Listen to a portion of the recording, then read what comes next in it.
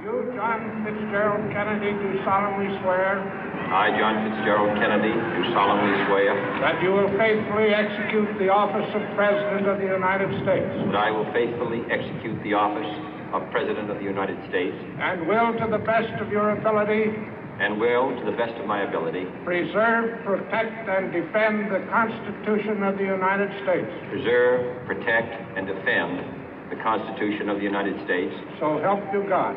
So help me God.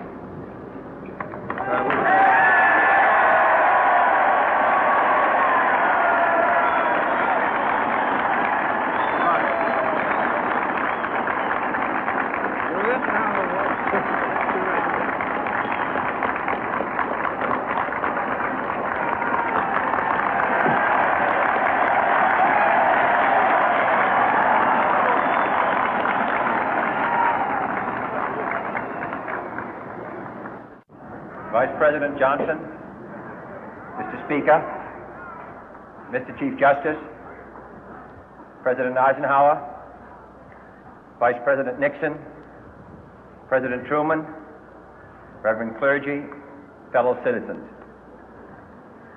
We observe today not a victory of party, but a celebration of freedom, symbolizing an end as well as a beginning, signifying renewal as well as change. For I have sworn before you and Almighty God the same solemn oath our forebears prescribed nearly a century and 3/4 ago.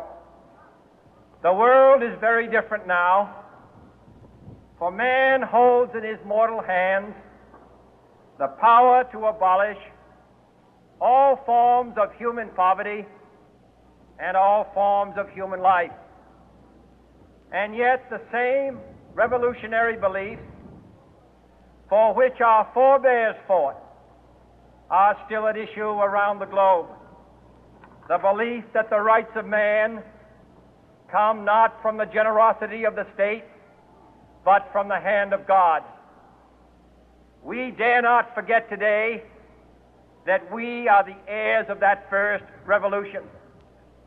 Let the word go forth from this time and place to friend and foe alike that the torch has been passed to a new generation of Americans born in this century, tempered by war, disciplined by a hard and bitter peace, proud of our ancient heritage, and unwilling to witness or permit the slow undoing of those human rights to which this nation has always been committed and to which we are committed today at home and around the world.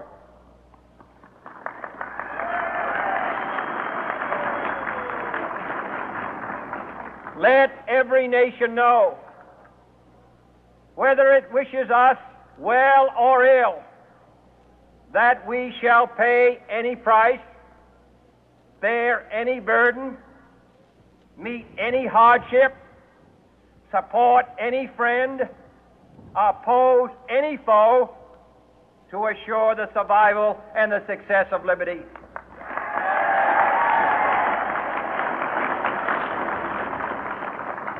This much we pledge and more. To those old allies whose cultural and spiritual origins we share, we pledge the loyalty of faithful friends. United, there is little we cannot do in a host of cooperative ventures. Divided, there is little we can do, for we dare not meet a powerful challenge at odds and split asunder. To those new states whom we welcome to the ranks of the free, we pledge our word that one form of colonial control shall not have passed away, merely to be replaced by a far more iron tyranny. We shall not always expect to find them supporting our view, but we shall always hope to find them strongly supporting their own freedom, and to remember that in the past, those who foolishly sought power by riding the back of the tiger ended up inside.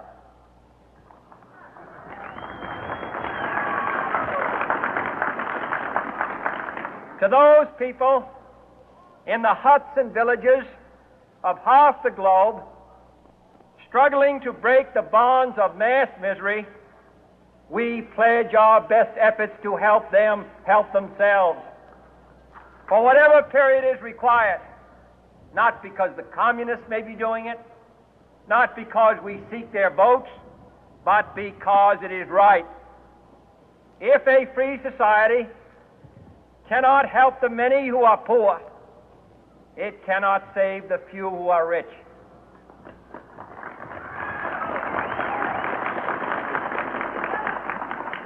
To our sister republics south of our border, we offer a special pledge to convert our good words into good deeds, in a new alliance for progress, to assist free men and free governments in casting off the chains of poverty. But this peaceful revolution of hope cannot become the prey of hostile powers. Let all our neighbors know that we shall join with them to oppose aggression or subversion anywhere in the Americas. And let every other power know that this hemisphere intends to remain the master of its own house.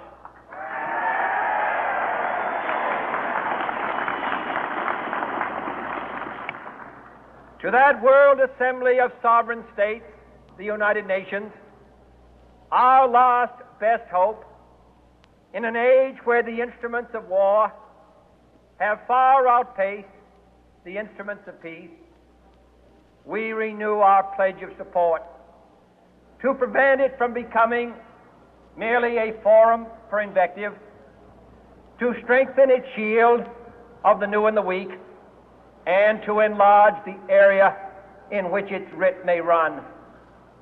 Finally, to those nations who would make themselves our adversary, we offer not a pledge, but a request that both sides begin anew the quest for peace.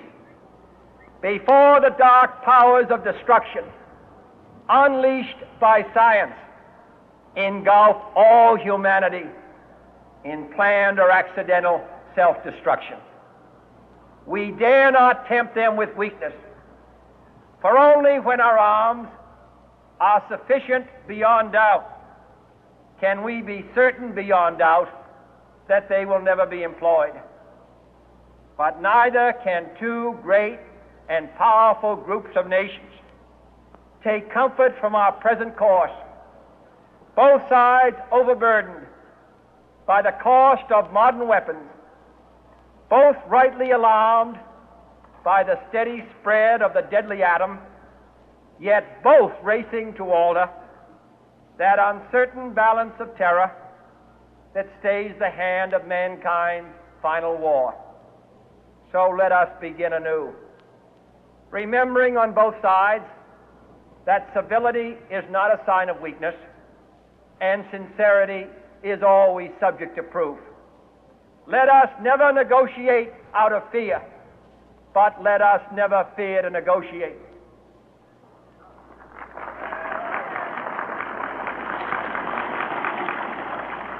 Let both sides explore what problems unite us, instead of belaboring those problems which divide us.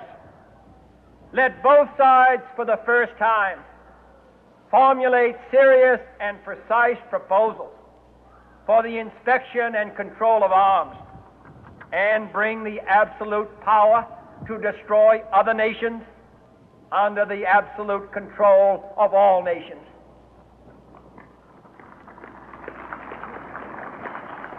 Let both sides seek to invoke the wonders of science instead of its terrors. Together, let us explore the stars, conquer the deserts, eradicate disease, tap the ocean depth, and encourage the arts and commerce. Let both sides unite to heed in all corners of the earth the command of Isaiah to undo the heavy burden and let the oppressed go free. And if a beachhead of cooperation may push back the jungle of suspicion, let both sides join in creating a new endeavor, not a new balance of power, but a new world of law, where the strong are just and the weak secure and the peace preserved. All this will not be finished in the first 100 days, nor will it be finished in the first 1,000 days, nor in the life of this administration, nor even perhaps in our lifetime on this planet. But let us begin.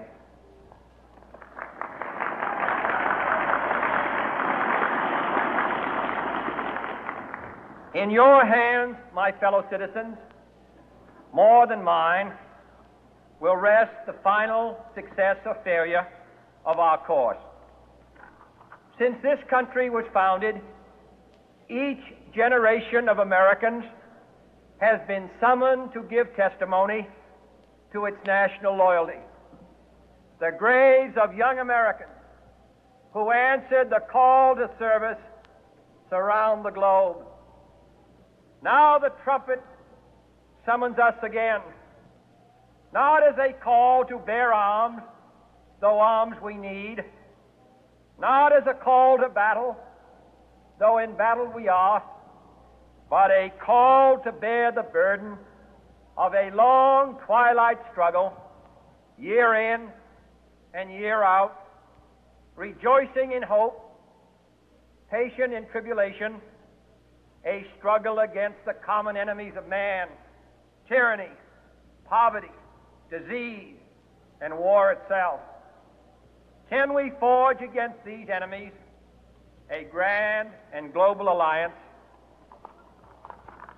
north and south, east and west, that can assure a more fruitful life for all mankind?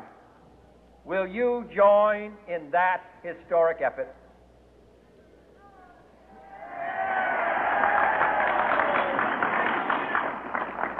In the long history of the world, only a few generations have been granted the role of defending freedom in its hour of maximum danger. I do not shrink from this responsibility. I welcome it.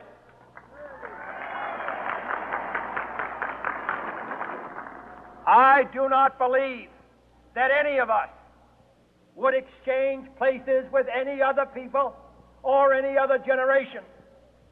The energy, the faith, the devotion which we bring to this endeavor will light our country and all who serve it.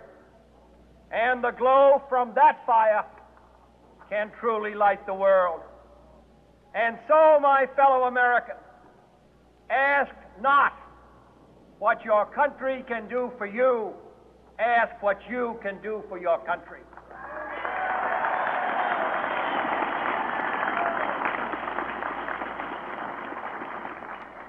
My fellow citizens of the world, ask not what America will do for you, but what together we can do for the freedom of man.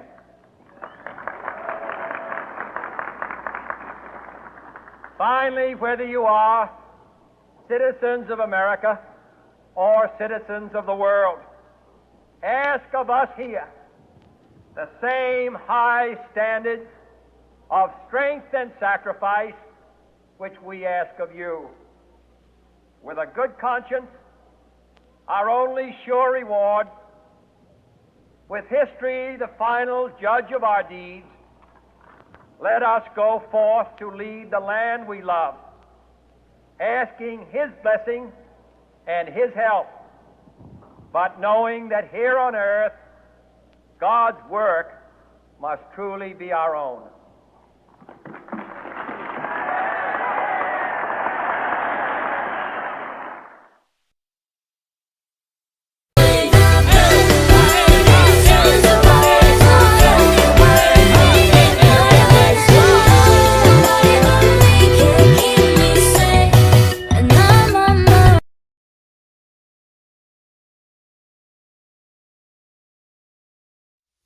I'm sorry, but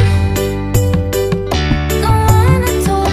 I need a moment before I go. There's nothing personal. I draw the blinds. They don't need to see me cry. 'Cause even if they understand, they don't understand. So then when I'm finished, I'm all about my business and ready to save the world. I'm taking my misery, making my bitch give me everyone's favorite. So take it and fly away. I've never been so wide awake. No, nobody but me can keep me safe. And I'm on my way. The blood is on the rise. The fire burning in my eyes. No, nobody but me can keep me safe.